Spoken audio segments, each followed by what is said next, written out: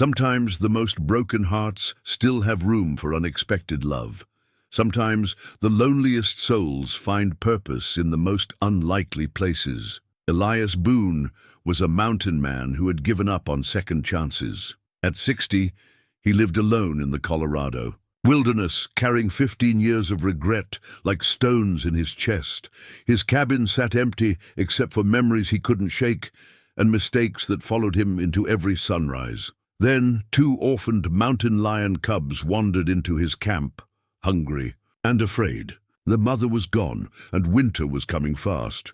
Most folks would have chased them off or worse, but when Elias looked into their trusting eyes, something stirred in him that he thought was dead forever. What would make a hardened old trapper risk everything for 2 wild creatures? Before we jump back in, tell us where you're tuning in from, and if this story touches you, make sure you're subscribed because tomorrow I've saved something extra special for you. The morning mist clung to the pine needles like memories that wouldn't let go. Elias Boone stood on his cabin porch, coffee steam rising from his tin cup in the crisp September air. At 59, his weathered hands told the story of 15 years spent alone in these Colorado mountains, every scar a lesson learned, every callous a day survived. His cabin perched on a narrow ledge overlooking Willow Creek Valley, built from pine logs he'd felled himself and chinked with mud and moss that needed replacing every spring. The roof, covered in hand-split shingles, bore patches where mountain storms had tried their best to drive him out.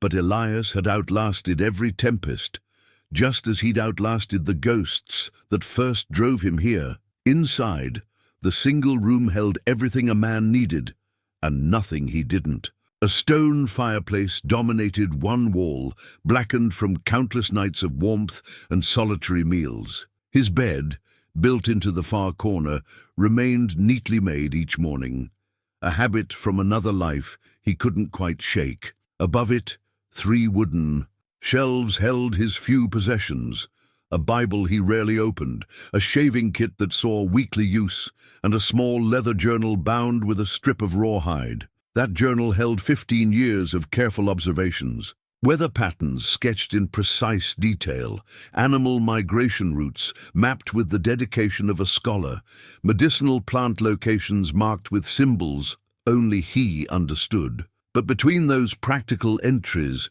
in handwriting that grew steadier with each passing year, were thoughts he shared with no living soul. October 12th, 1868, first snow came early, found wolf tracks near the South Ridge. Sometimes wonder if the loneliness is punishment or protection. March 3rd, 1870, creek running high with snowmelt. Saw a pair of eagles teaching their young to hunt. Remembered teaching Benjamin to whittle. Some memories cut deeper than others. The cubs had appeared just after dawn, emerging from the timber like ghosts made flesh.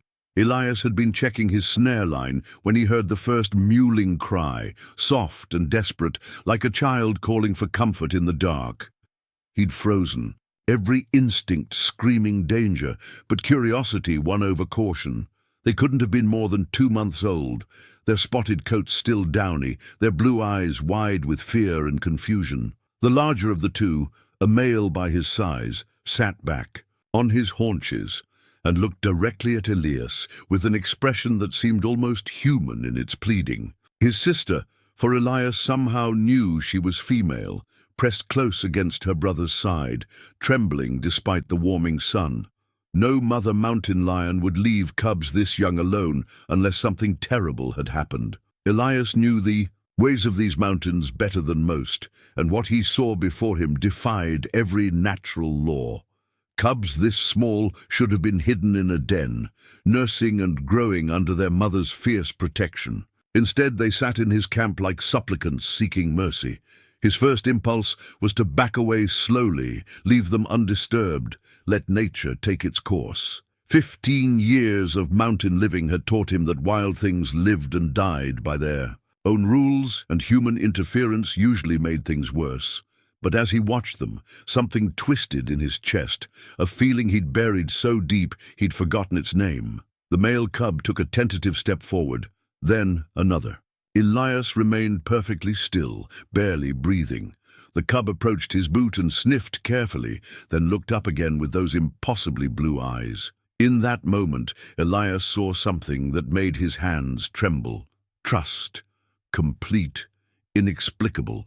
Trust from a creature that should have fled from human scent.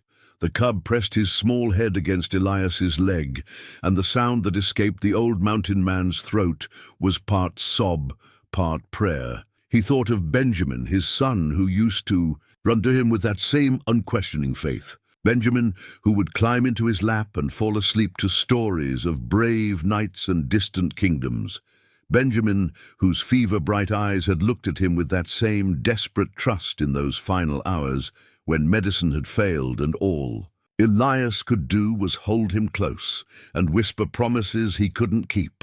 "Daddy will make it better," he'd said, knowing even then that he was lying. The memory hit him like a physical blow. He'd come to these mountains to escape such feelings, to bury them under the daily struggle of survival. But here they were again, embodied in two small creatures who had somehow found him in this vast wilderness. The female cub, emboldened by her brother's success, crept forward as well. She was smaller, more cautious, but when she finally pressed against his other leg, Elias felt something crack open inside his chest, something he'd kept sealed for 15 years. He knelt slowly, his joints protesting after decades of hard living. The cubs didn't flee. Instead, they pushed closer, seeking warmth, seeking the comfort that only a provider could give. His weathered hands, scarred from countless encounters with trap springs and thorn bushes, hovered over their soft fur. "Where's your mama, little ones?" he whispered, his voice roughened by years of disuse in conversation. "What happened to her?" The cubs had no answer except their presence, their need, their impossible trust in a man who'd long ago lost faith in his own worthiness to protect anything precious. Winter was coming. He could smell it in the changing leaves, feel it in the sharper bite of morning air. In 6 weeks, maybe 8 if they were lucky, snow would blanket these mountains in white silence. Game would grow scarce, and temperatures would drop far below what these young creatures could survive alone. He should walk away. Every rational thought told him to leave them to whatever fate awaited. It wasn't his responsibility, wasn't his place to interfere with the natural order. He'd spent 15 years learning to accept what he couldn't change, to focus only on his own survival. But as he looked into their trusting eyes, Elias Boone felt the first stirring of something he'd thought was dead forever. The desire to protect, to nurture, to be worthy of the trust being offered so freely. Hidden behind his Bible on the middle shelf was a faded tin-type photograph he hadn't looked at in 3 years. It showed a younger Elias in his army uniform standing proudly beside a woman with kind eyes and gentle smile. Between them stood a boy of perhaps 7, grinning with the joy of childhood, one small hand on his father's belt, the other reaching toward his mother, Margaret, beautiful, patient Margaret, who had waited for him through 2 tours of duty and never once complained about the nightmares that followed him home. Benjamin, with his father's stubborn chin and his mother's compassionate heart, who collected wounded birds and tried to mend them in shoeboxes lined with soft cloth. They had been his world, his purpose, his reason for believing that goodness existed. And he had failed them both. The cubs mewed softly, bringing him back to the present moment. They were hungry. He could see it in the way they moved, the desperate edge to their cries. Whatever had happened to their mother, they'd been alone, long enough to grow weak with need. Elias Boone had spent 15 years learning to live with failure, to carry the weight of his mistakes like a stone in his chest. He'd made peace with solitude, with the echo of his own footsteps and the sound of his own voice talking to empty air. But as he knelt in the morning light with 2 orphaned cubs pressing against his legs, he felt something shift inside him. Not redemption, he wasn't fool enough to believe in that yet, but possibility, the fragile, terrifying possibility that maybe, just maybe, he might have one more chance to do something right. The morning mist was lifting, revealing the vast expanse of wilderness that stretched beyond his valley, Somewhere out there was the truth about what had happened to these cubs' mother. Somewhere out there were answers to questions he wasn't sure he was ready to ask. But first, these little ones needed food, warmth, and safety. And Elias Boone, despite every instinct screaming caution, despite 15 years of carefully constructed solitude, found himself willing to provide all three. 3 days passed before Elias found the blood. He'd been following Willow Creek downstream, searching for sign of the cub's mother when he spotted the dark stains on the granite rocks near the water's edge. The morning sun, filtering through the aspens, cast everything in golden light that should have been peaceful. Instead, it illuminated a scene that made his stomach clench with familiar dread. Fresh paw prints pressed into the muddy bank told a story he didn't want to read. Large adult mountain lion tracks, the mother most likely, led down to the water. But mixed among them were boot prints, human boot prints, at least 3 different sets, and the heavy indentations suggested men carrying rifles. The blood wasn't old. Dark russet stains splattered the rocks in a pattern that spoke of violence, of a creature fighting for her life. Elias knelt beside the largest stain, his experienced eye reading the scene like a book written in suffering. Ambush, he murmured to himself, noting how the cat tracks showed no sign of retreat until the very end. Poor thing came down for water and walked right into them. A broken piece of rope caught his attention, tangled in the willows at the creek's edge. The fibers were new, store-bought quality, not something a mountain man would carry. These weren't fellow trappers or homesteaders. This was something else entirely. The sound of approaching horses reached him before he saw them, 3 riders picking their way down the game trail he'd used to reach the creek. Elias melted back into the timber, his movements as silent as smoke. 15 years of mountain living had taught him when to be seen and when to disappear.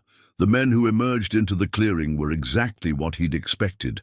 Hard faces under broad-brimmed hats, rifles slung across their saddles, and the kind of swagger that came from men who took what they wanted and asked permission later. The leader, a tall man with graying whiskers and cold eyes, dismounted near the blood-stained rocks. "This is where we got her, boys," the man said, his voice carrying clearly across the water. "Biggest female I've seen in 5 years. That pelt alone will fetch $50 in Denver." "What about the cubs, Harwick?" asked a younger man, still mounted, nervously scanning the tree line.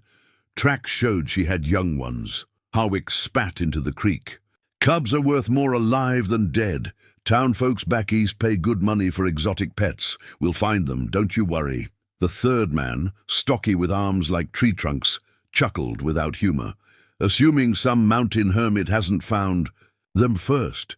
These hills got more crazy old coots than a church has sinners. Any hermit fool enough to interfere with our business will find himself in the same state as that cat," Harwick replied, patting the rifle on his saddle. "We got contracts to fill and schedules to keep. Territory's getting civilized, which means this kind of hunting won't be legal much longer. Got to take advantage while we can." Elias felt his jaw clench. These weren't hunters. They were profiteers. The kind of men who would strip these mountains bare for a handful of coins. The kind who saw wild creatures as nothing more than commodities to be harvested. "So what's the plan?" the younger man asked, dismounting to water his horse. "We spread out, search every canyon and creek bed in a 5-mile radius," Harwick said, pulling a folded paper from his coat pocket. "Got word there's an old mountain man living somewhere up near the high country. Boone, I think the name was. If those cubs are still alive, he might have seen sign of them." The name hit Elias like a physical blow. They knew who he was. Somehow these men had connected him to the cubs, or at least knew enough to consider him a potential lead. His carefully maintained isolation had been compromised. "Elias Boone," the stocky man said, recognition in his voice. "Yeah, I heard of him. Used to be Army before he went native, disappeared into these mountains maybe 15 years back. Don't matter what he used to be." Harrick replied, folding the paper and tucking it away. "What matters is he's got something we want, or knows where to find it. We'll pay him fair if he cooperates. If he doesn't, well, these mountains can be dangerous places." The threat hung in the air like gun smoke. Elias had faced down grizzlies, survived blizzards that would kill most men, and endured 15 years of solitude that would drive others to madness. But hearing these men discuss him like prey awakened something he'd kept buried, the part of him that had once been a soldier, that had faced down enemies who threatened everything he held dear. The cubs were back at his cabin, probably sleeping in the sun-warmed spot near his porch where they'd taken to napping. They trusted him completely now, coming when he called, following him on short walks around the clearing. In 3 days, they'd become more than just wild creatures seeking shelter. They'd become his responsibility. "How long you reckon before we find them?" the younger man asked, checking his rifle action with practiced ease. "Day or 2, maybe 3, Harwick replied, remounting his horse. "Cubs that young won't have wandered far from where we killed their mama, and if this Boone character has them, he'll hand them over quick enough once he understands the situation." The stocky man laughed again, the sound sharp and ugly in the peaceful morning air. "Assuming we ask nice first." They rode off downstream, following the creek toward the lower country where the game trails converged. Elias remained hidden until their hoofbeats faded completely, his mind racing through possibilities and preparations. He could pack up, take the cubs, and head deeper into the mountains where even these hunters wouldn't follow. But winter was coming, and traveling with young animals would be dangerous even for someone with his skills. The cubs needed stability, consistent food, and shelter from the storms that would soon sweep down from the high peaks, or he could stay and fight. 3 men with rifles against 1 aging mountain man. The odds weren't favorable, but they had one crucial disadvantage. This was his territory, his home. He knew every game trail, every hiding place, every natural fortress in a 20-mile radius. The image of the cubs sleeping peacefully on his porch made the decision for him. He'd already failed to protect one family when they needed him most. The weight of that failure had driven him into these mountains, carved hollows in his soul that 15 years hadn't filled. But these cubs, they were different. They'd chosen him, trusted him, given him a second chance he didn't deserve but couldn't refuse. Whatever it cost, whatever it required, he wouldn't fail them the way he'd failed Benjamin and Margaret. As he made his way back up the mountain toward his cabin, Elias Boone felt something he hadn't experienced in 15 years. The cold, calculating calm of a man preparing for war. He'd been a soldier once, trained to protect what mattered most. These hunters had made a critical error. They'd threatened the only family he had left. The cubs were waiting for him when he reached the clearing, tumbling over each other in their eagerness to greet him. Their innocent joy, their complete faith in his ability to keep them safe only strengthened his resolve. "Don't you worry, little ones," he whispered, kneeling to gather them close. "Nobody's going to hurt you, not while I'm still breathing." The morning mist was burning off, revealing a crystalline sky that promised fair weather. But Elias could smell change coming on the wind, the kind of change that would test everything he'd learned about survival, about sacrifice, and about the terrible mathematics of choosing who lives and who dies. The hardest part wasn't teaching the cubs to trust him. It was learning to trust himself again. Elias spent the evening after his encounter with the hunters carving a feeding bottle from a hollow branch he'd been saving for winter kindling. His knife moved with practiced precision, but his hands trembled slightly as memories surfaced unbidden. He'd made something similar for Benjamin years ago, a wooden cup shaped like a bear when the boy was learning to drink without spilling. "Steady, old man," he muttered to himself, forcing his breathing to slow. The cubs watched from their makeshift bed of pine boughs near the fireplace, their blue eyes tracking every movement. They seemed to sense his tension, pressing closer together, but never taking their gaze off him. The female cub, he'd started thinking of her as Luna for the crescent-shaped marking on her forehead, mewed softly when he tested the bottle's flow. With water, her brother, bigger and bolder, padded over to investigate. Elias had named him Scout for his tendency to explore every corner of the cabin. "Easy now," Elias said, his voice gentler than it had been in years. "Let's see if this works." Feeding wild mountain lion cubs wasn't something covered in any manual. Elias had to rely on instinct and observation, mixing goat's milk he'd traded for months ago with water and a touch of honey.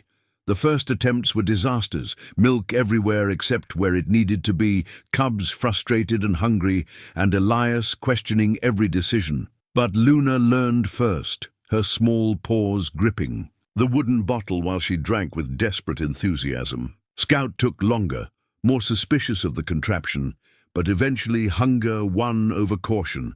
Watching them feed, seeing their bellies round with nourishment, stirred something in Elias's chest that he'd thought was permanently buried.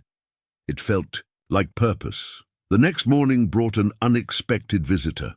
Dr. Samuel Morrison rode up the mountain trail on his old mare, his black medical bag bouncing with each step. Elias heard him coming long before he appeared. The doctor had never learned the art of moving quietly through the woods. "Morning, Elias," Morrison called, dismounting with the careful movements of a man past 70. "Thought I'd check on you. Before the snow flies?"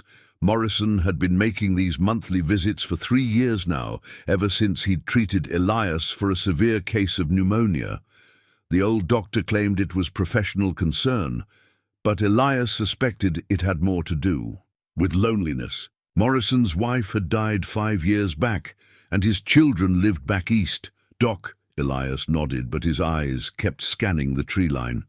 The hunters could return at any time, and Morrison's presence would complicate everything. "You seem tense," Morrison observed, tying his horse to the hitching post Elias had built. "More than usual, I mean." Before Elias could respond, Scout poked his head around the cabin corner, curiosity overcoming caution. Morrison froze, his weathered face cycling through confusion, amazement, and concern. "Elias," he said carefully, "there appears to be a mountain lion cub on your porch." "2 of them, actually," Elias replied, watching as Luna joined her brother. "Found them 3 days ago. Orphaned." Morrison approached slowly, his medical training overriding any fear. "My lord, they're beautiful. And young, can't be more than 8 weeks old." He looked up at Elias with sharp eyes. "What happened to their mother?"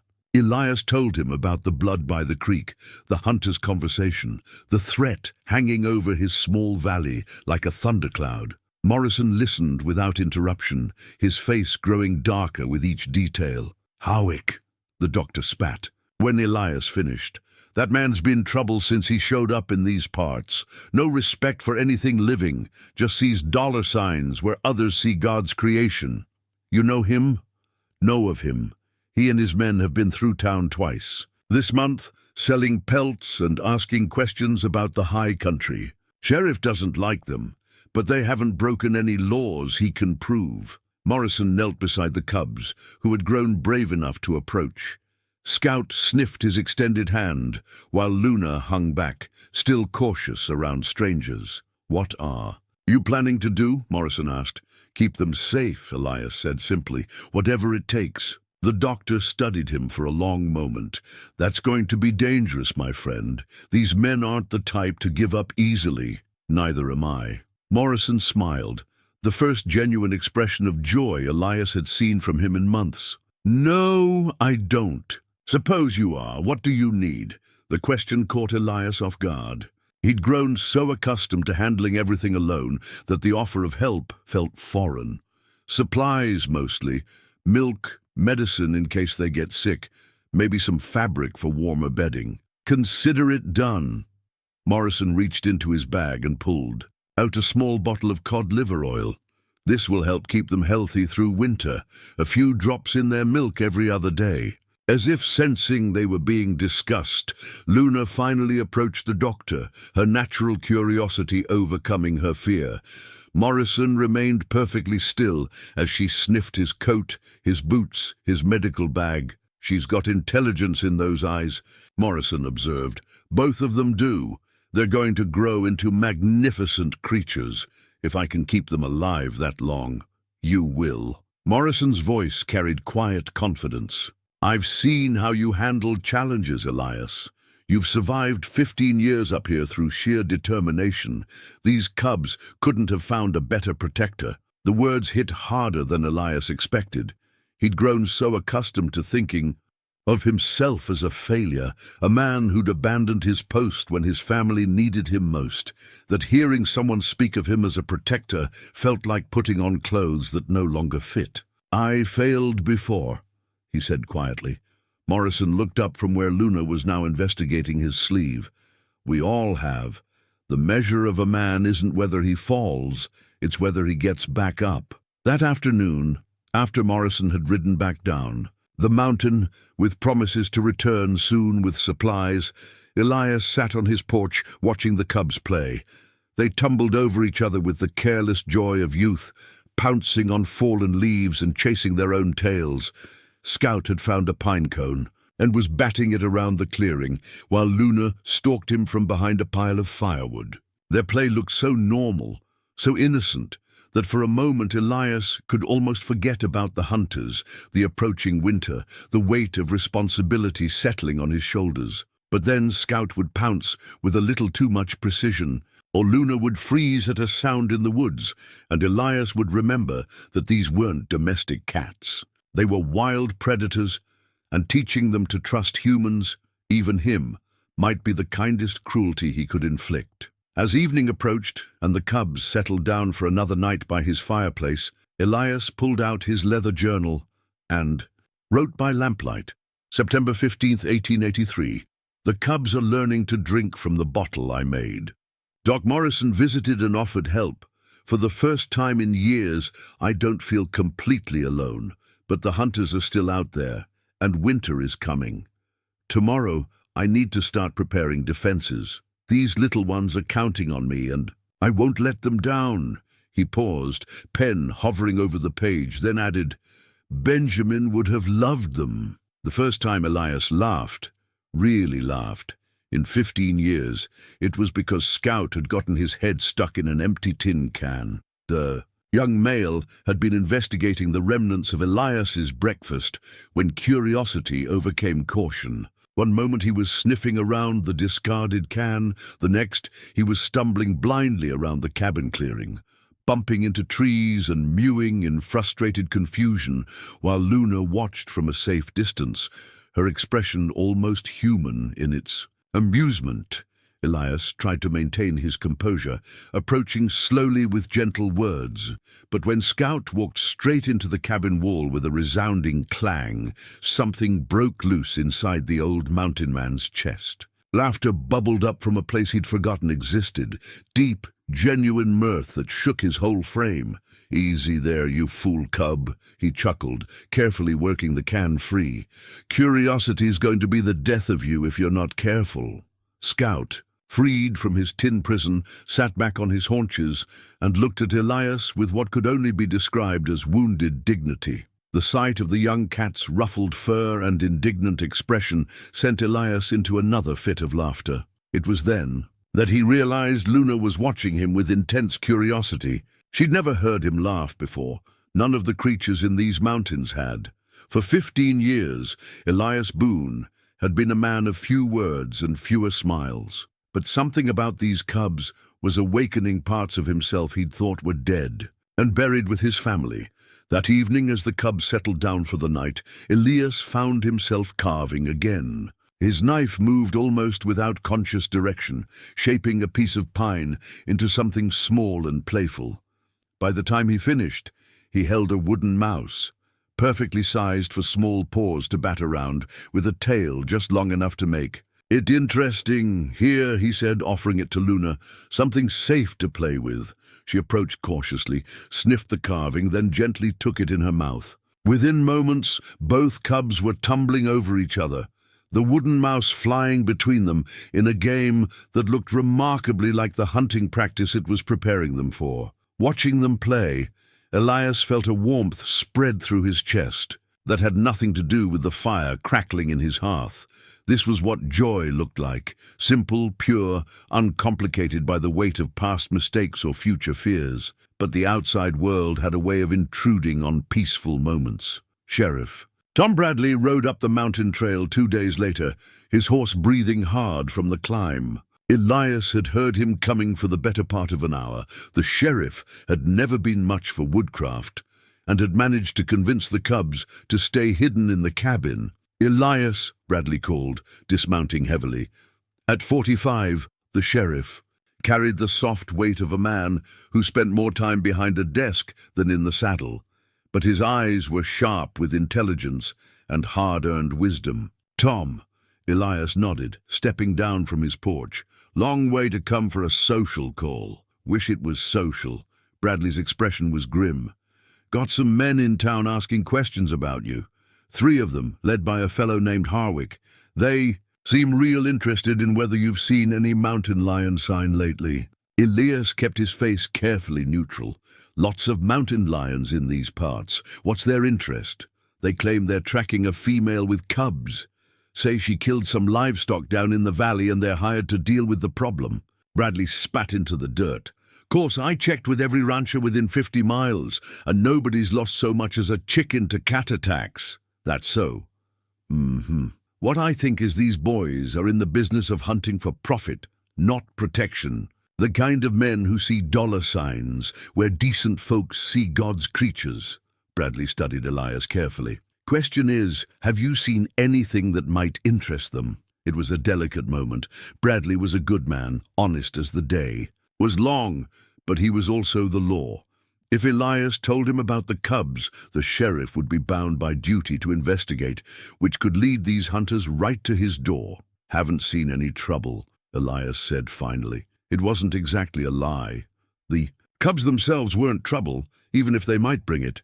Bradley nodded slowly. "I figured as much, but I wanted to give you a heads up. These men aren't the sort to take no for an answer, and they seem mighty determined to search every cabin and camp in the high country.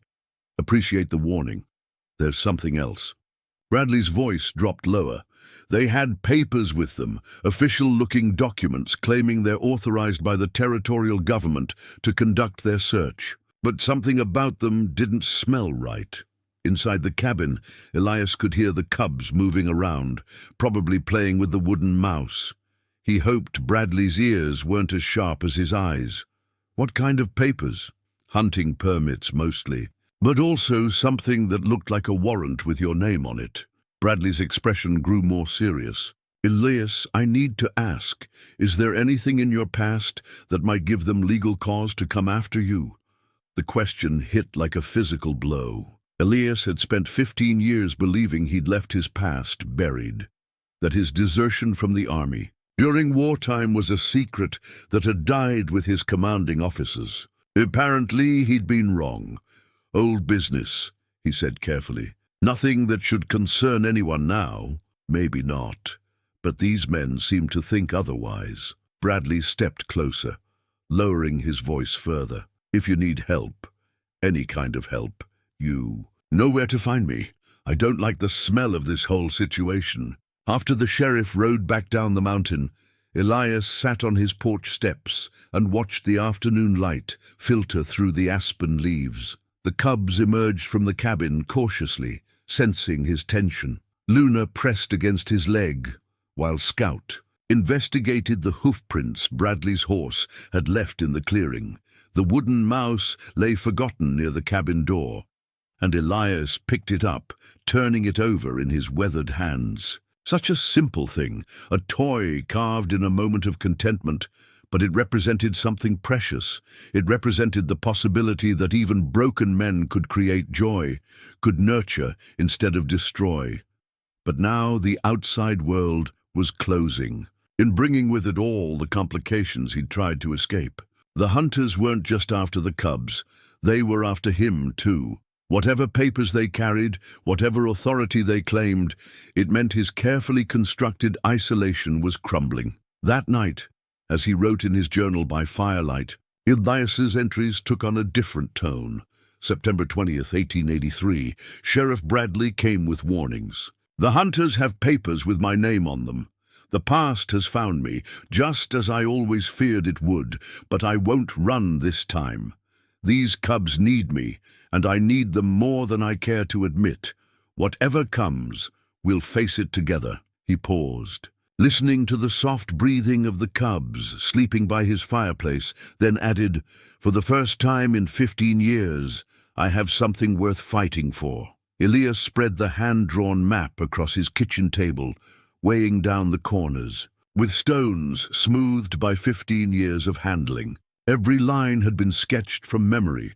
Every symbol carried meaning that could mean the difference between life and death in these mountains. The red marks showed places where a man could make a stand, narrow canyon mouths that could be defended by one rifle against many, rock formations that provided cover and clear fields of fire.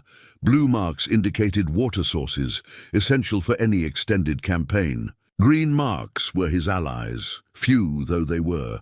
Doc Morrison's place in the valley, Sheriff Bradley's route into town, and the old Native American settlement where Joseph Running Bear and his people had traded with him for years.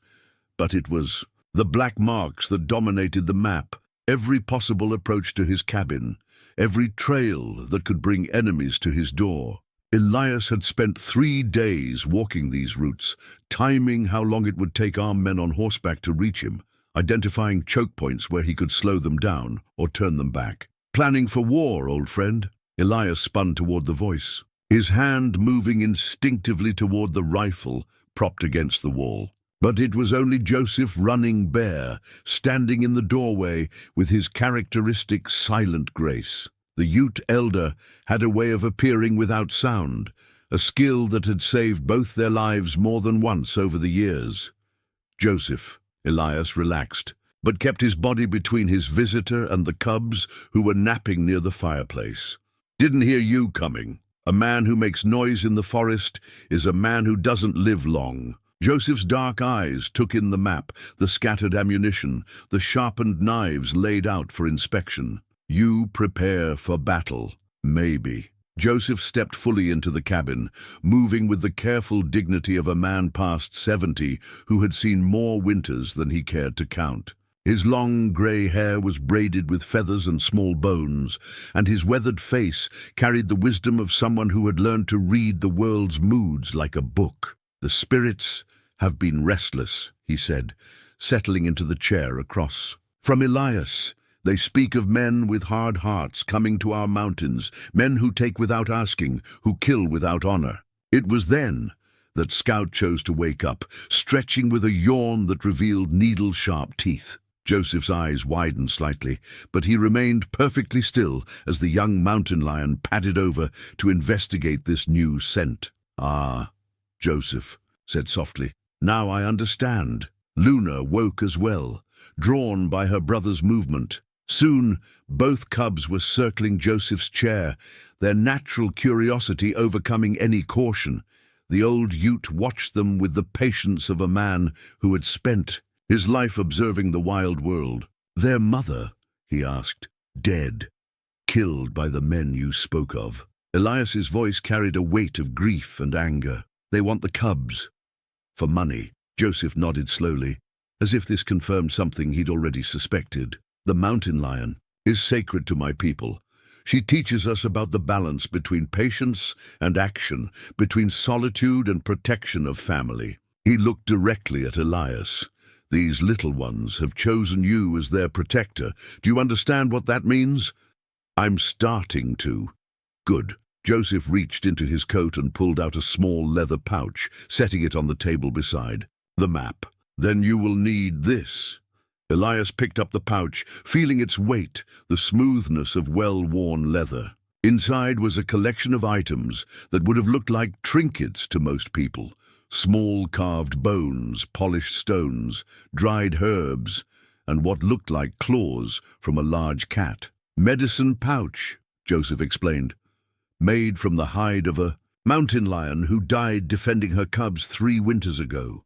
She was old, past her prime, but she held off 6 wolves long enough for her young ones to escape to safety." The significance wasn't lost on Elias. "You think I'm past my prime too?" Joseph's weathered face cracked into a smile. "I think you are a man who has forgotten his own strength. But the cubs remember. They see what you have forgotten, that a protector's heart never grows old." Over the next hour, Joseph studied Elias's map with the keen eye of a military strategist. He'd fought in the Indian Wars, both for and against the U.S. Army, and his tactical knowledge rivaled that of any West Point graduate. "Here," he said, pointing to a narrow canyon about 2 miles south of the cabin. "This is where they will try to trap you. High walls, only one way out. But if you know they're coming, I could be waiting for them instead." "Yes, and here," his finger moved to a cluster of boulders near Willow Creek, "is where you could slow them down if they come from the east." A single rifle could hold this position for hours. They worked through the afternoon, refining Elias's defensive plans, identifying resources he hadn't considered.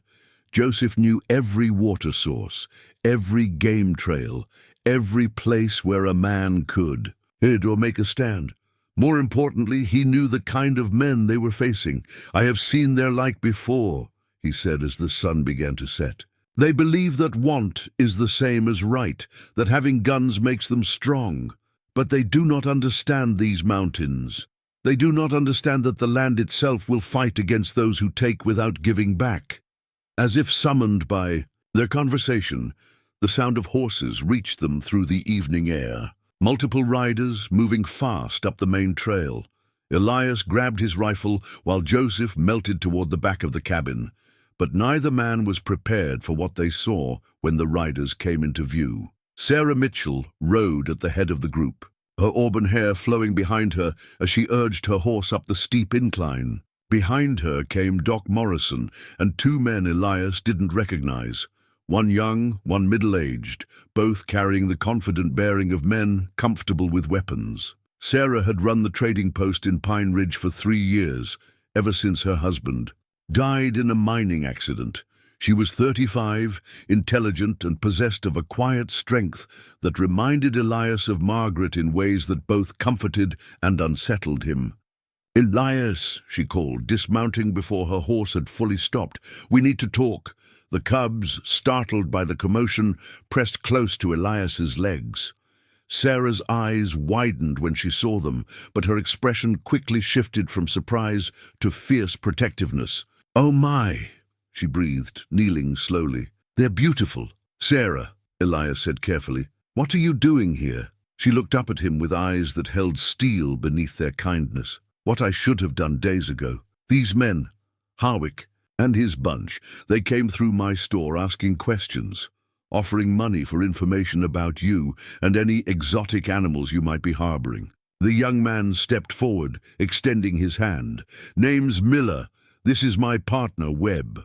We're federal marshals, and we need to talk." Marshal Miller was younger than Elias had expected, perhaps 30, with the earnest eyes of a man who still believed the law could make the world right.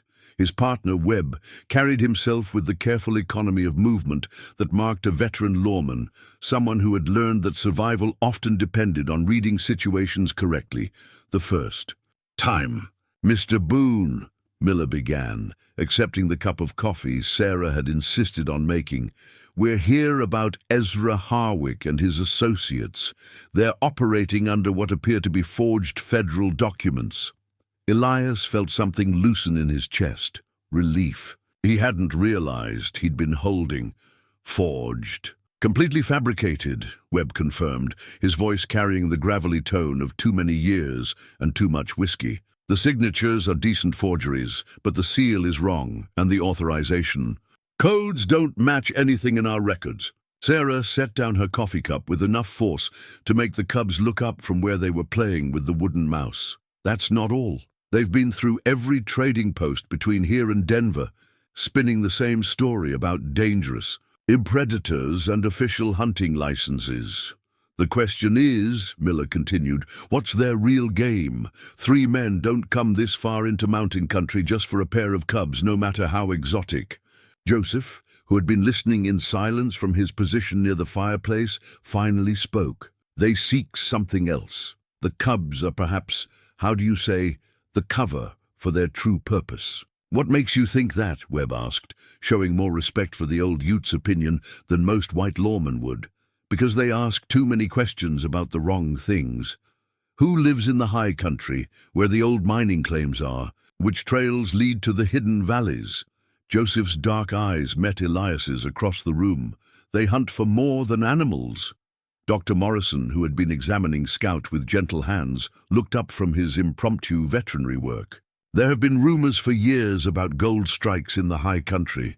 Nothing proven, but enough whispers to draw treasure hunters, or men looking to stake claims on territory that's technically still disputed, Webb added grimly. The territorial boundaries aren't as clear as most people think, especially up here. Luna had been exploring the cabin with increasing boldness, and now she approached Sarah with cautious curiosity. Sarah remained perfectly still, letting the young mountain lion investigate her scent, her clothing, the gentle sound of her breathing. "She's beautiful," Sarah whispered, wonder clear in her voice. "How old are they?" 10 weeks, maybe 12, Morrison answered. "Old enough to start learning hunting skills, but still completely dependent for food and protection." Scout, having concluded that the doctor's examination wasn't entirely unpleasant, padded over to investigate Miller. The young marshal watched with fascination as the cub sniffed his boots, his holster, the brass buttons on his coat. "I've never seen anything like this," Miller admitted. "Wild cats treating humans like family. That's exactly what we are to them," Elias said quietly. "They imprinted on me when they were desperate and alone. As far as they know, I'm their father." The weight of that responsibility settled over the room like a blanket.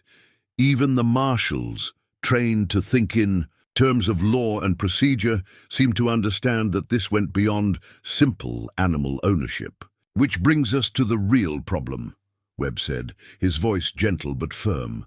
"Even if Harwick's papers are forgeries, that doesn't change the fact that keeping wild mountain lions is technically illegal under territorial law." The coffee cup trembled. In Elias's hands, after everything they'd been through, everything they'd built together, was the law going to tear his small family apart anyway? "However," Miller continued quickly, seeing Elias's expression, "there are provisions for wildlife, rescue and rehabilitation, especially in cases where the animals were orphaned through illegal hunting activities."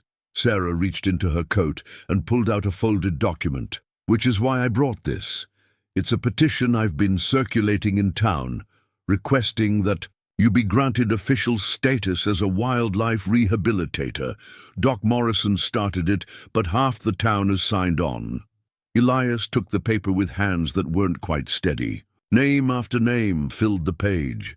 People he'd traded with over the years, folks who'd benefited from his knowledge of medicinal plants, families he'd helped during harsh winters when his hunting skills meant the difference between eating and going hungry. "I had no idea so many people even knew I existed," he said softly. "You've done more good in these mountains than you realize," Morrison said. "People remember kindness, Elias. They remember when someone helps without asking for anything in return." Joseph pulled something from his coat, a medicine pouch made from tanned hide, decorated with intricate beadwork and small carved bones. The leather was old, worn smooth by countless hands, and it emanated a sense of significance that made even the marshals fall silent. "This belonged to the cub's mother," Joseph said, offering it to Elias. "I found it near the place where she died, along with parts of her hide that the hunters left behind.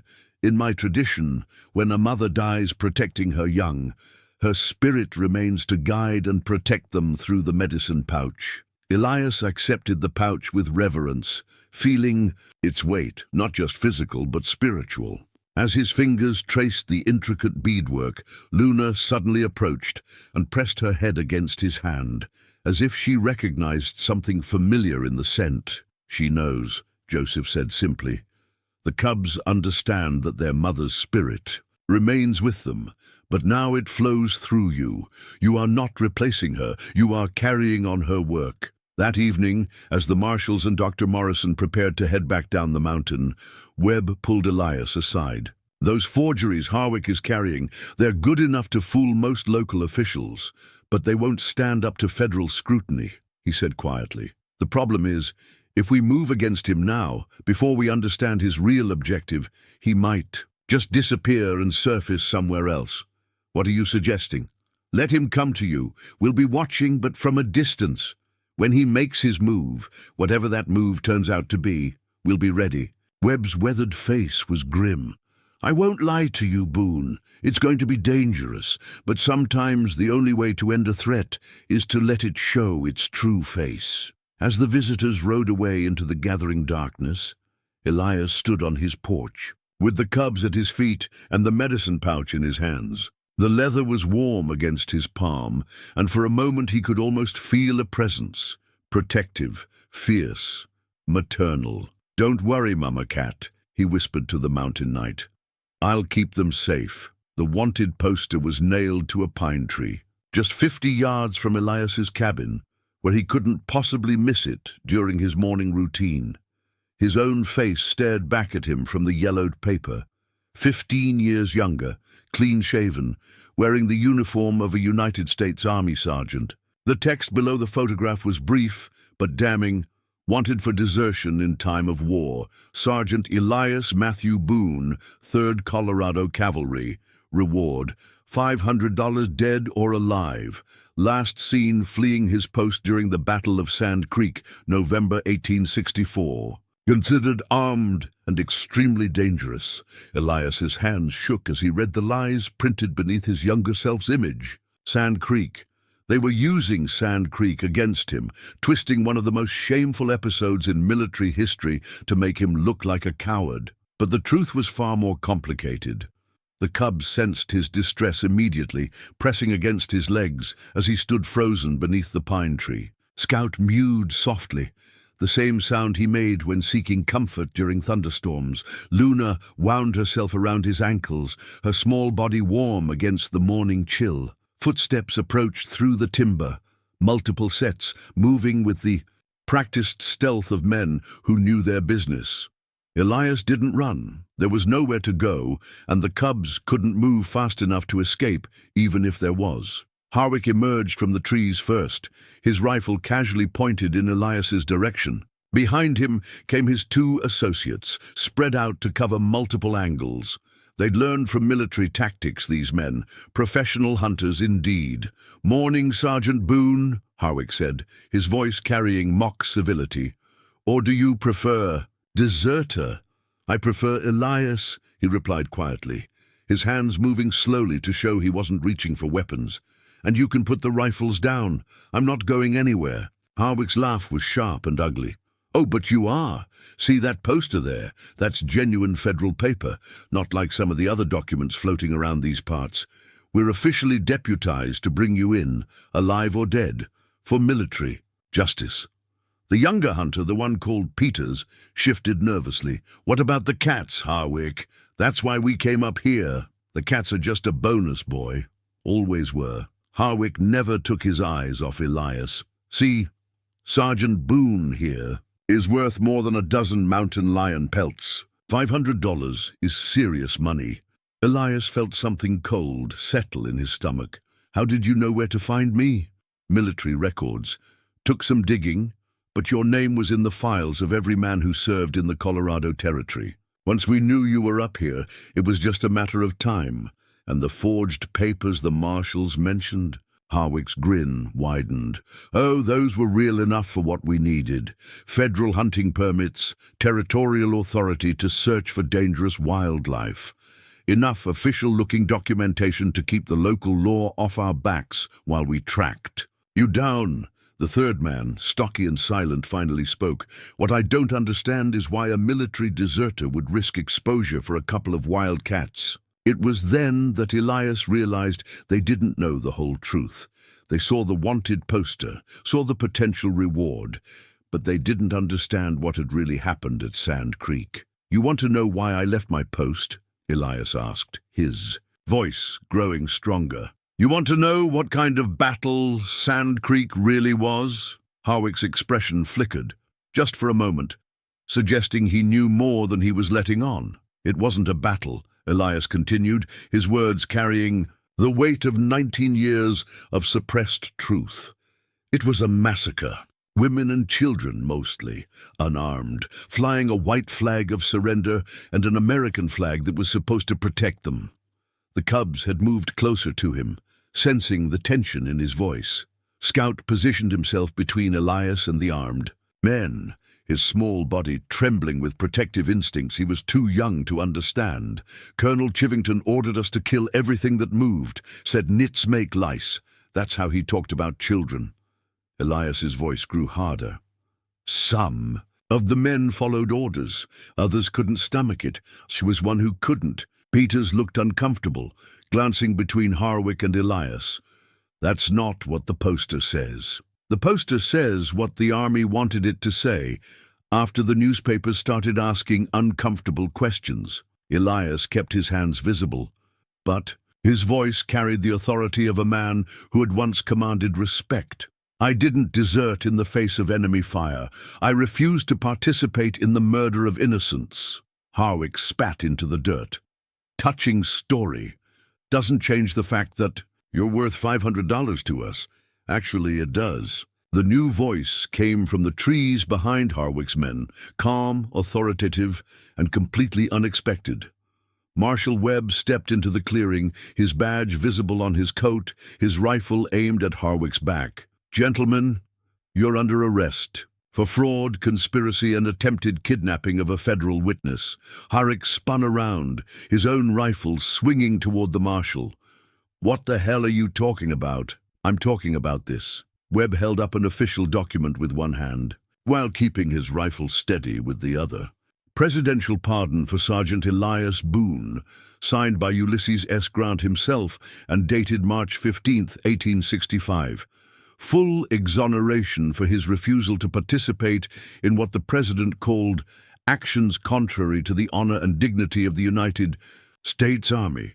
The clearing fell silent except for the sound of wind in the pines and the soft breathing of the cubs. Elias felt the world shift around him, as if everything he'd believed about himself for 19 years was suddenly revealed.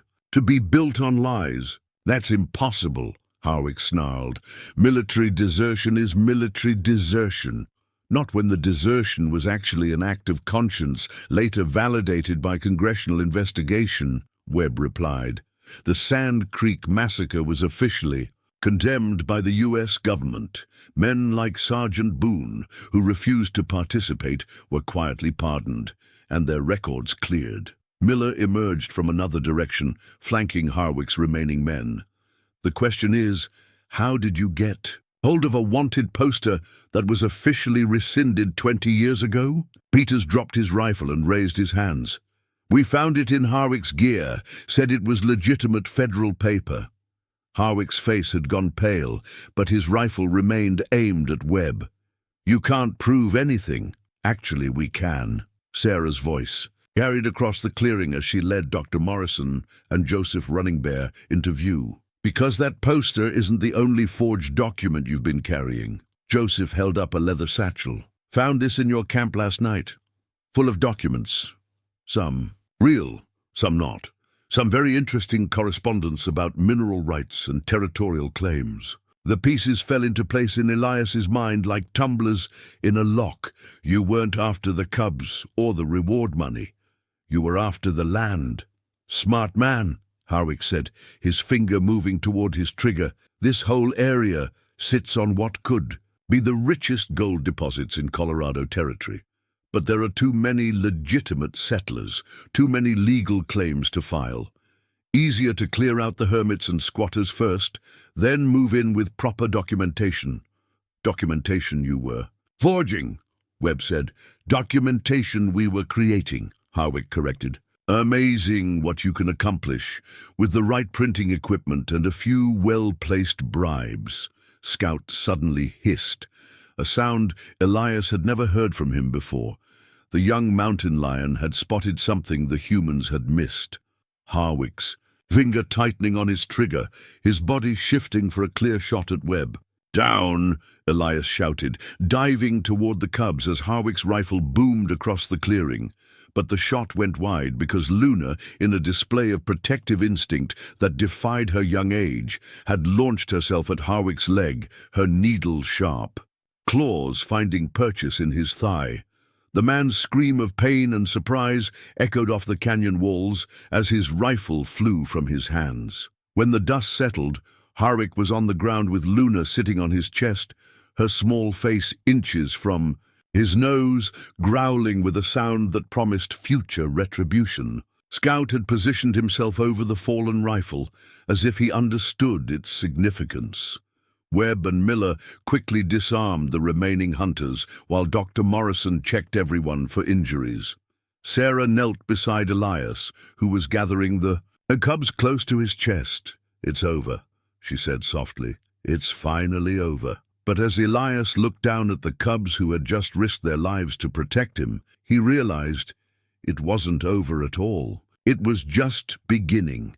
The Medal of Honor lay in Elias's weathered palm, like a piece of his forgotten soul, its bronze surface tarnished, but still catching the lamplight that flickered across his cabin walls. Marshal Webb had handed it to him an hour ago, along with a leather portfolio containing documents that rewrote the story of his entire life. "Congressional Medal of Honor," Webb had said quietly, "awarded posthumously to Sergeant Elias Matthew Boone for extraordinary heroism in saving the lives of 17 Cheyenne women and children during the Sand Creek incident.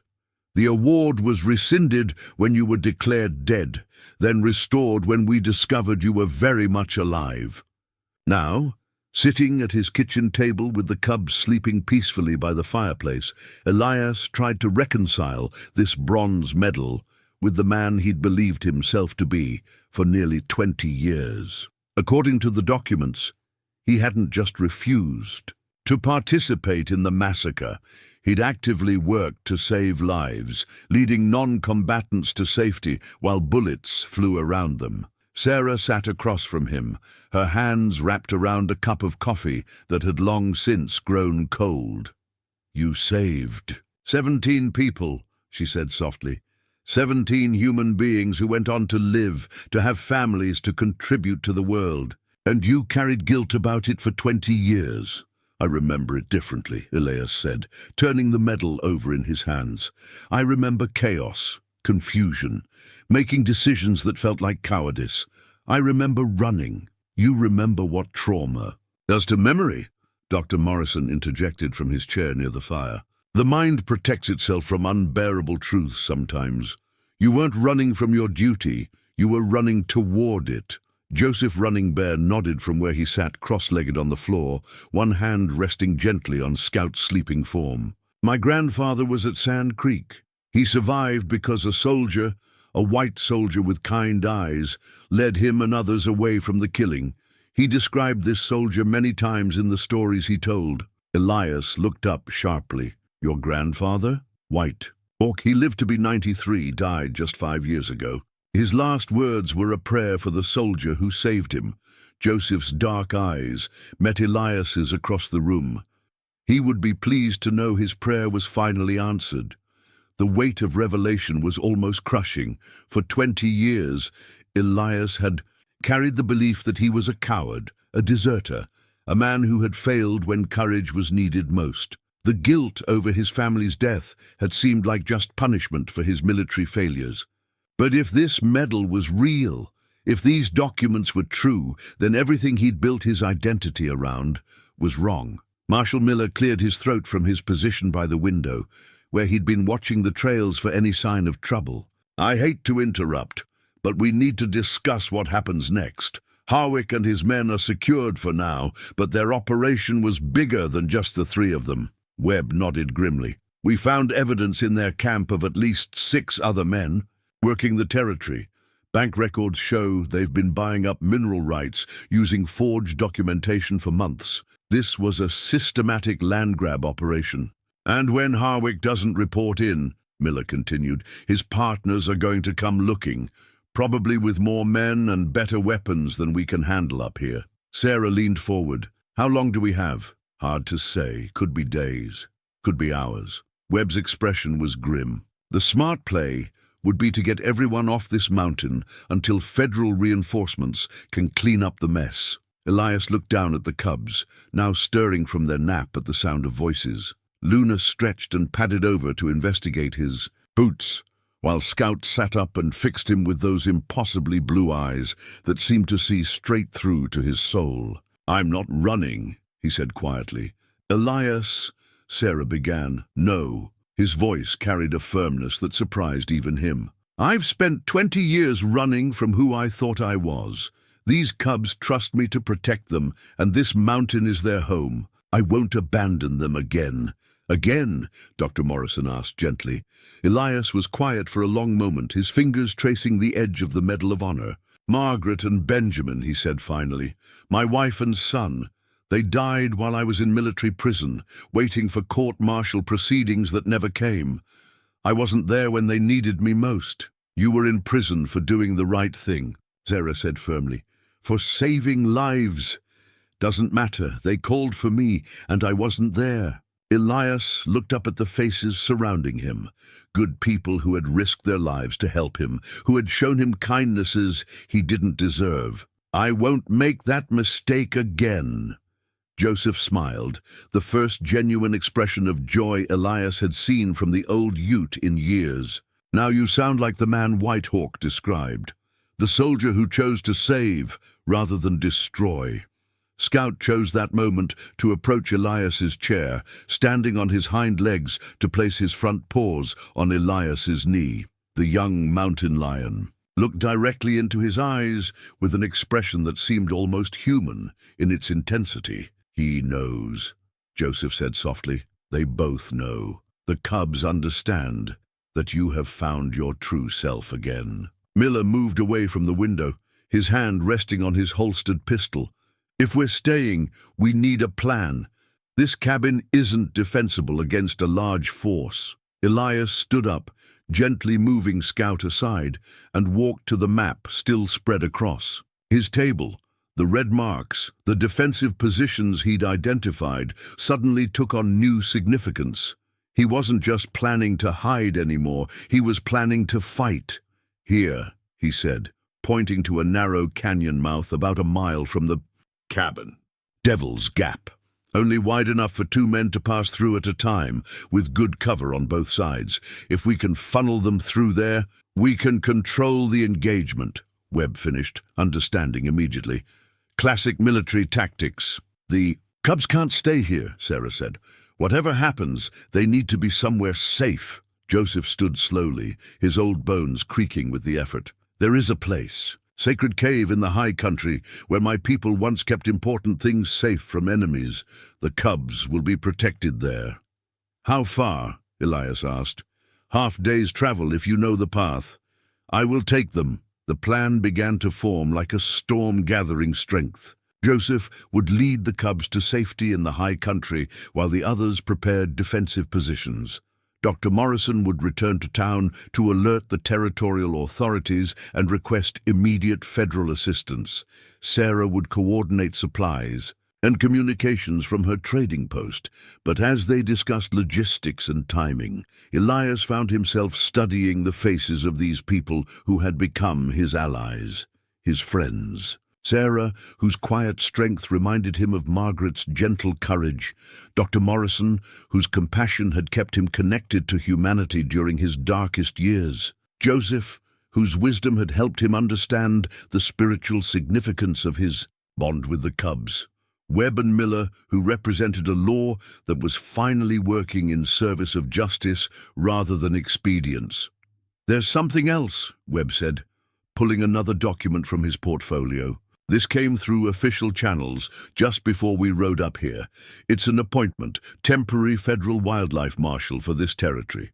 Seems there's been growing concern about illegal hunting operations in the region." He handed Elias a badge, simple brass, but bearing the seal of the United States Fish and Wildlife Service. "The job comes with full federal authority to protect wildlife and prosecute those who threaten it.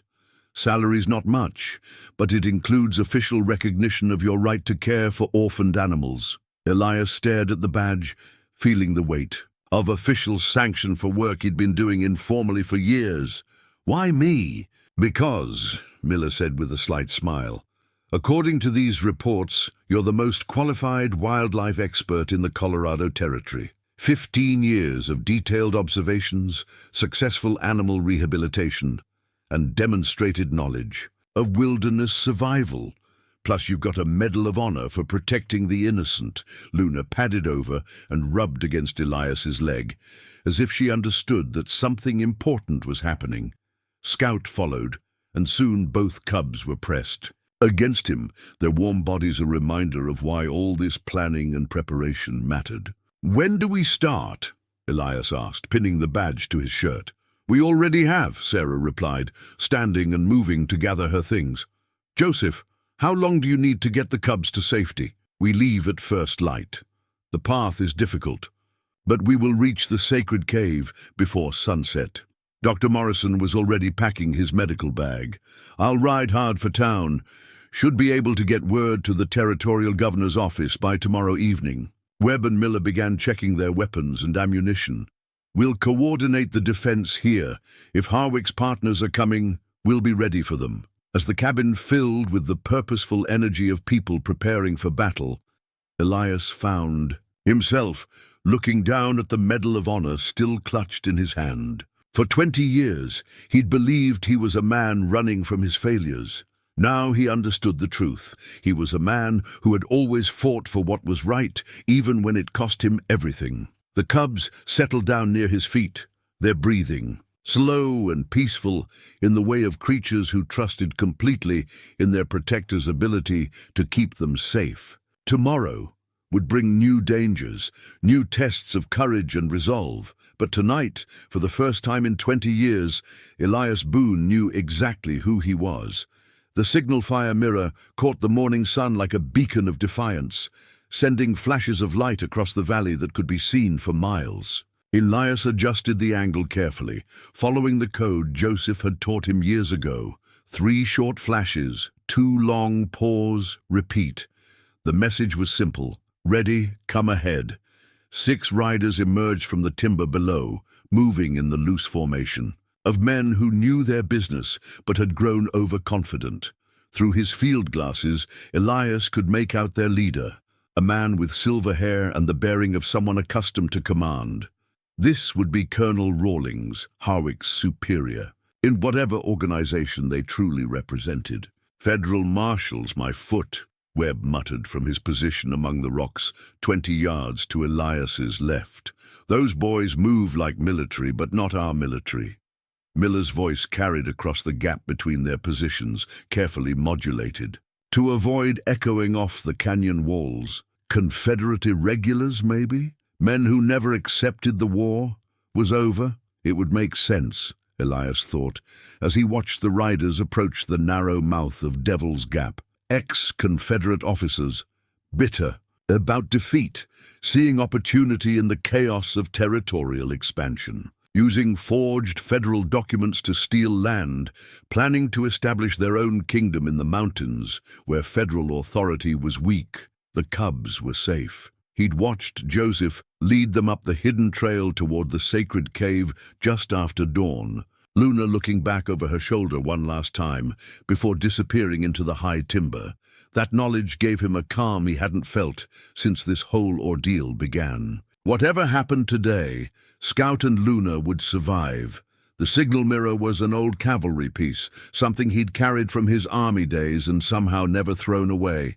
Now it served as the perfect tool for coordination, 1 flash to confirm. Positions, 2 flashes for movement, 3 for immediate danger. Simple, clear, impossible to misinterpret. Sarah's voice reached him from the trading post's back room, where she was coordinating with Dr. Morrison via telegraph. Federal troops are 6 hours out from Fort Collins. Sheriff Bradley is organizing every able-bodied man in 3 counties. Help is coming. Might not have 6 hours, Elias replied, watching the riders pause at the canyon entrance. The leader was studying the terrain with the eye of a professional soldier.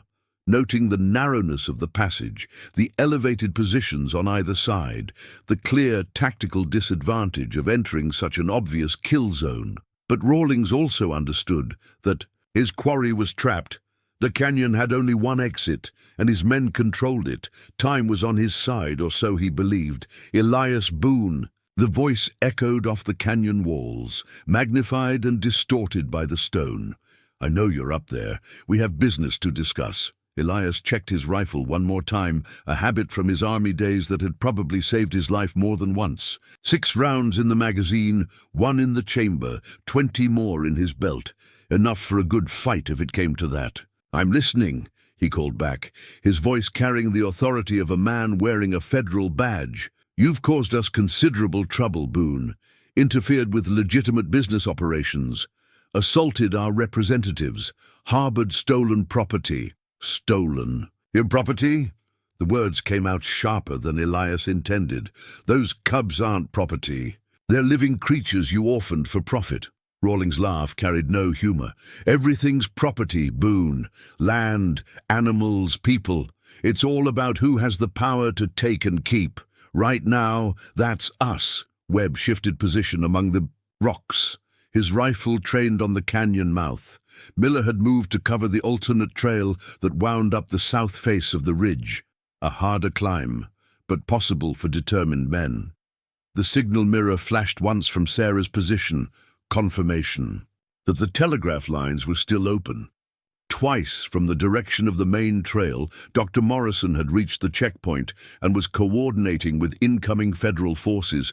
3 times from the high country, Joseph had reached the cave and the cubs were secure. "Last chance, Boone," Rawlings called. "Walk down here with your hands visible and we'll make this quick. Force us to come up there, and it gets messy for everyone." Elias looked down at the federal badge pinned to his shirt, then at the Medal of Honor tucked into his pocket. For 20 years he'd believed he was a man who ran when courage was needed. Now he knew better. "Here's my counter-offer," he called back, his voice echoing with new confidence. "You and your men turn around and ride back where you came from. Consider it professional courtesy from one soldier to another." "Soldier?" Rawlings sounded genuinely amused. "You're no soldier, Boone. You're a deserter who's been hiding in the mountains like a coward." The words should have stung, but they bounced off Elias like rain off stone. He knew who he was now, what he'd always been. "Medal of Honor recipient," he replied calmly. "Federal wildlife marshal, and a man who's done running from bullies like you." The silence that followed was so complete that Elias could hear the wind moving through the pines above their positions. Then Rawlings' voice came back, harder now, stripped of false civility. "Take them." The carved wooden whistle hung around Elias's neck on a leather cord, its surface worn smooth by countless touches over the weeks since he'd made it. He'd carved it during one of those peaceful evenings when the cubs were learning to respond to his calls, never imagining it would serve as anything more than a training tool. Now, as gunfire erupted in the canyon below, he pressed the whistle to his lips and blew a single piercing note that echoed off the stone walls like a war cry. Divai, sound that answered from the high country made his heart skip. 2 distinct roars, young but fierce, carrying across the mountain air like a promise. Scout and Luna had heard his call and were answering, even from their safe hiding place miles away. "They're coming up the south face." Miller's warning cracked across the battlefield as 3 of Rawlings' men attempted to flank their position. The young marshal's rifle spoke twice in quick succession, sending chips of granite flying near the climbers' heads. Elias swung his own rifle toward the canyon mouth, where Rawlings and 2 others were using their horses as cover while they advanced. The colonel was no fool. He understood that controlling the narrow passage was key to victory, even if it meant sacrificing some of his men to the defenders' elevated positions. "Boone," Sarah's voice carried from the trading post. "Telegraph line's been cut. We're on our own until the cavalry arrives." That meant no more coordination with outside forces, no way to call for immediate help. But it also meant Rawlings couldn't call for reinforcements either. This fight would be decided by the people already on the mountain. Webb's rifle cracked from his position among the boulders, and one of the flanking attackers cried out, tumbling back down the rocky slope. "That's one," the veteran marshal called. "Who's counting?" Elias found himself smiling grimly as he drew a bead on Rawlings' position. The colonel was using military tactics, but he was fighting on Elias's ground now, terrain the mountain man had studied and prepared for weeks. A bullet whined off the rock near his head, spraying granite dust across his cheek. Rawlings had spotted his muzzle flash and was returning fire with the precision of a trained marksman. But Elias had already moved, rolling to a new position behind a fallen log. The whistle bumped against his chest as he took aim again, and suddenly he heard something impossible, the sound of large paws moving through the timber above their position. Not possible. Joseph would never bring the cubs back into danger, unless... Scout appeared at the edge of the clearing like a golden ghost, no longer the small, helpless creature who had stumbled into Elias's camp weeks ago. The young mountain lion had grown, his muscles filling out, his movements carrying the fluid grace of a predator coming into his power. Behind him came Luna, smaller but equally transformed, her eyes bright with intelligence and determination. Somehow they had escaped from Joseph's protective custody and found their way back to the battle. "No," Elias whispered, his heart clenching with fear. "Get back, get to safety." But the cubs had made their choice. As Rawlings' remaining men pressed their attack up the narrow canyon, Scout and Luna moved like shadows through the timber, positioning themselves above the battlefield with the tactical awareness of creatures born to hunt. Rawlings had reached the widest part of the canyon, where his superior numbers could spread out and bring concentrated fire to bear on the defenders' positions. 3 men advanced, while 2 others provided covering fire, a textbook military maneuver executed with professional precision. It might have worked against ordinary opponents, but they weren't fighting ordinary opponents anymore. Scout's roar split. The mountain air, no longer the mew of a kitten, but the challenge of a young predator defending his territory. The sound froze Rawlings' men for a crucial second, their heads turning toward this new threat. That second was all Webb needed. His rifle spoke 3 times in rapid succession, and 2 of the advancing men went down. Miller's weapon added its voice from the south ridge, pinning the flankers behind inadequate cover. But it was Luna who ended the fight. The young female had circled around behind Rawlings' position, moving with the silent grace her mother had died defending. When the colonel rose to direct his men's fire, she was there, 60 pounds of fury and fang, launching herself from the rocks above. Rawlings went down hard, his rifle flying from his hands as Luna's claws found purchase in his coat. He rolled, frantically trying to throw her off, but Scout had arrived to support his sister. "Surrender!" Elias called, rising from his cover with his rifle trained on the remaining attackers. "Your leader's down, your flankers are pinned. You've got one chance to walk away from this." The surviving men looked at their colonel, flat on his back, with 2 young mountain lions standing over him like avenging spirits, and slowly raised their hands. As the echoes of gunfire faded from the canyon walls, Elias walked down to where Rawlings lay motionless. The cubs stepped aside as he approached, their trust in him absolute, even in the aftermath of violence. "It's over," he said quietly, kneeling to check the colonel's pulse. Unconscious but alive, Luna had used restraint rather than killing force. The wooden whistle hung warm against his chest, and Elias realized that the bond between him and the cubs had grown beyond simple protection. They were family now, in the truest sense, creatures who would risk everything to defend each other. Webb and Miller emerged from their positions, weapons ready but no longer needed. "Nice work," Webb said, looking down at the subdued attackers. "All of them alive to stand trial." In the distance, the sound of approaching horses announced the arrival of federal reinforcements. But the battle was already won, not just the immediate fight, but the larger war for who Elias Boone truly was. As Scout and Luna pressed against his legs, he finally understood. He wasn't a man who ran from his responsibilities. He was a man who stood and fought for what mattered most.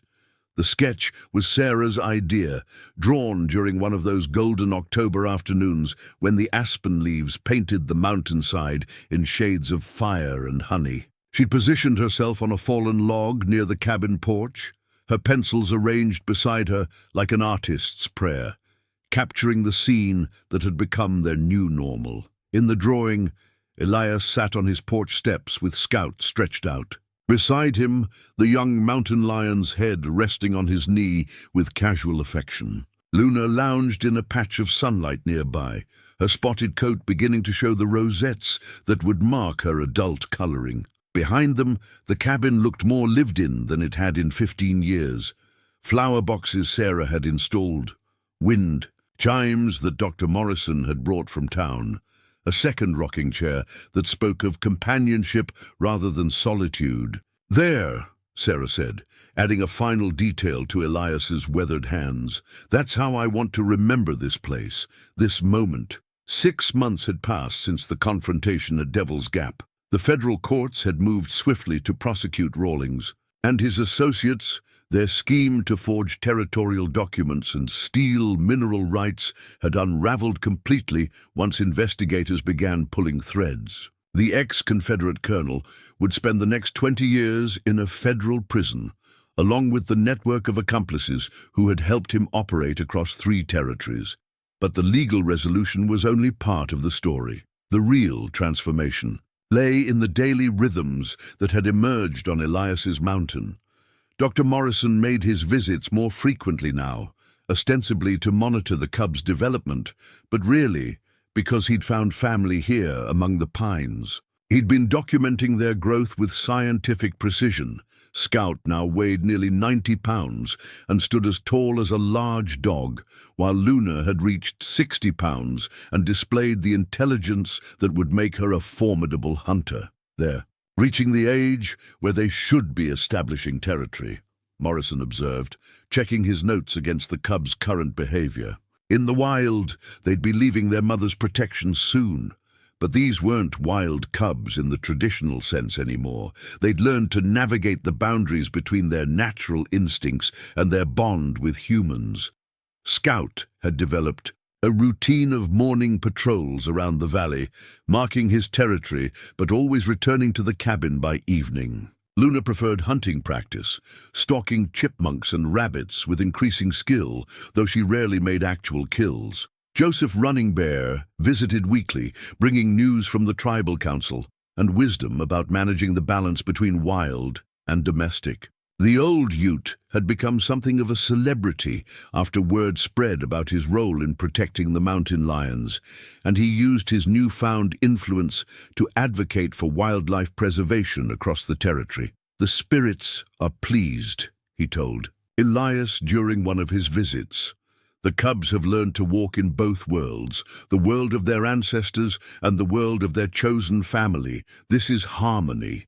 Sheriff Bradley had been promoted to territorial marshal, largely on the strength of his work exposing the Rawlings conspiracy. He still made occasional visits to the mountain, but now they felt more like social calls than official business. The federal wildlife marshal badge Elias wore had given him genuine authority to protect the region's animals, and his appointment had been made permanent after a congressional review of his qualifications. Sarah had been the biggest change in Elias's daily life.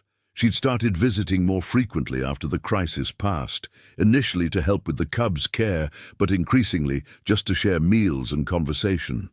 Her trading post in Pine Ridge thrived under her management, but she'd begun spending weekends on the mountain, sleeping in the small addition they'd built onto the cabin's north side. "I never thought I'd live anywhere but town," she admitted one evening as they sat watching the cubs play in the clearing. "But there's something about this place, something about you and them. It feels like home." The romance had grown slowly, carefully, with the patience of people who understood that trust was built through consistent actions rather than passionate declarations. Elias found himself remembering how to care for someone beyond mere survival needs, while Sarah discovered that love could exist without the fear of sudden loss that had marked her first marriage. The cubs had accepted her completely, treating her with the same protective affection they showed Elias. They seemed to understand that she was part of their pride now, part of the family structure that provided security and purpose. On this particular afternoon, as Sarah finished her sketch, Scout suddenly lifted his head from Elias's knee and looked toward the trail that led down the mountain. His ears pricked forward, and Luna immediately went alert as well. "Company coming," Elias said, recognizing the signs. The cubs had developed an uncanny ability to detect visitors long before human senses could pick up any indication. 20 minutes later, Marshal Webb rode into the clearing, followed by a man in an expensive suit who looked distinctly uncomfortable on horseback. Behind them came a small wagon driven by Dr. Morrison, who was grinning like a man with excellent news. "Elias," Webb called. "Got someone here who wants to meet you." The man in the suit dismounted carefully and approached with the measured steps of someone accustomed to boardrooms rather than mountain trails. "Mr. Boone, I'm James Hartford from the Smithsonian Institution. We've been following your work with considerable interest. As it turned out, the scientific community had become fascinated by the cubs' unique development." Hartford represented a consortium of Eastern universities that wanted to fund a formal study of human-mountain lion interaction, with Elias as the primary researcher. "The position comes with a substantial salary," Hartford explained, "and official recognition as a pioneer in wildlife behavioral studies. You'd be working with the finest minds in natural science." It was a generous offer. More money than Elias had ever imagined, academic prestige, a chance to contribute to scientific knowledge, everything he'd never known he wanted. But as he considered the proposal, Scout moved closer to his side, while Luna positioned herself where she could watch both the visitors and the forest beyond. Sarah's hand found his, warm and steady, and he caught the scent of pine needles and wood smoke that had become the perfume of home. "I appreciate the offer," Elias said finally, "but I've got everything I need right here." Hartford looked genuinely puzzled.